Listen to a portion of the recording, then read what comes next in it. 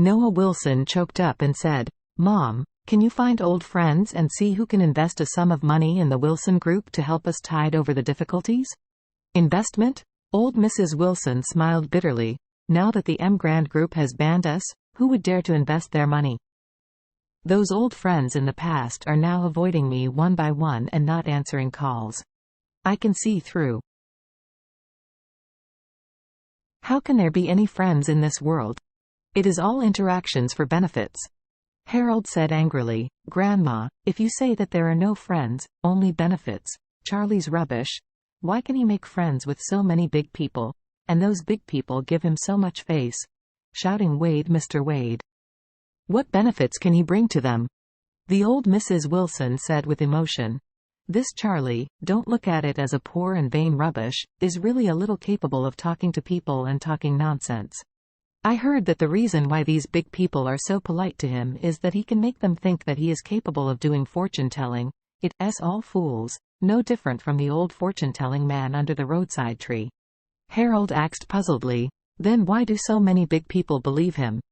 Old Mrs. Wilson said, "Believe him because he has not been seen by others. This kind of person is like those masters in the past. They are especially good at bluffing people and bluffing everyone. They are stunned for a moment, but turn their head when everyone will come to their senses. Didn't these people become liars that everyone shouted and beaten?" Speaking of this, Lady Wilson said with a cold expression, "In my opinion, Charlie will show flaws in a short time. When these big people know that they have been tricked by him, they will definitely strip him alive and feed him to the dog." Harold looked expectantly and said, "I can't wait. Can't wait to see Charlie being chopped up and fed the dog." Old Mrs. Wilson said with a bitter face, "Yes. Don't worry, there will be one day." When the Wilson family was crying and cursing Charlie, two Rolls-Royce slowly stopped at the door of Wilson's villa. Immediately, 6 black-clothed bodyguards came down from the 2 cars. One of them opened the rear door of the car behind and walked out of the car, a middle-aged man in his 50s. This man was dressed very gorgeously, a top-notch handmade suit made by Britain, and it looked quite affable. When the middle-aged man got out of the car, he held a thick copy of the Wilson family tree and asked the assistant beside him, "This is the Orus Hill Wilson family?" The assistant nodded and said, "Back to President Wilson, I have confirmed from the civil affairs system that this is the Orus Hill Wilson family." "Yeah." The middle-aged man nodded and looked at the Wilson family and said with emotion, "I didn't expect the Wilson family on Orus Hill to look so down and out. They are really poor relatives." The assistant hurriedly said, "Mr. Wilson, or let's not go. It would be annoying to get these poor ghosts in touch." The middle-aged man waved his hand slightly and said, "Although the Wilson family of Orus Hill has already had 5 clothes with our family, according to my father, during the War of Resistance, the Orus Hill Wilson family saved his life. He always wanted to find them before his death and thank them face to face, but he was paralyzed in bed and didn't have a chance to come over. He said that I had to come over for him for this wish.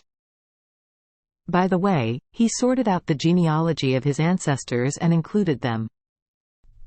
The assistant asked curiously, "Mr. Wilson, what is the story of this period of history you are talking about?" The middle-aged man said, "The Wilson family was still very big back then. The whole family lived in a village. Then the devils came and the war broke out. Everyone fled for their lives. My father and the ancestor of this family were distant cousins. During the escape, my father was hit by a stray bullet and almost died. It was their father who carried my father and escaped."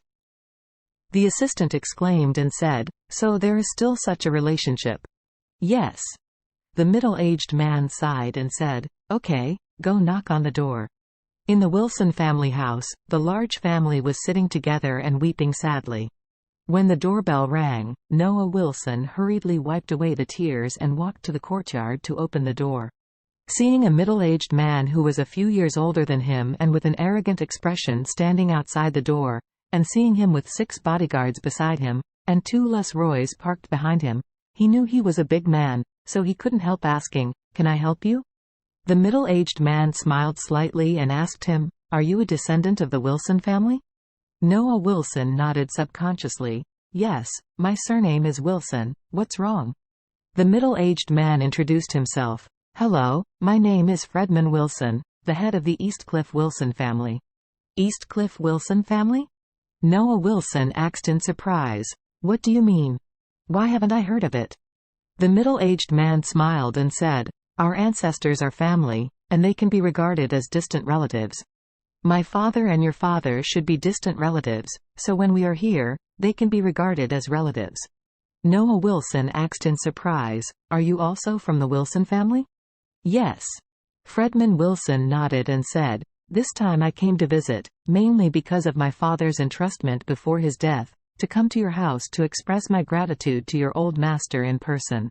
In addition, I hope to get to know you." As he said, he took out a business card and handed it to Noah Wilson. "This is my business card.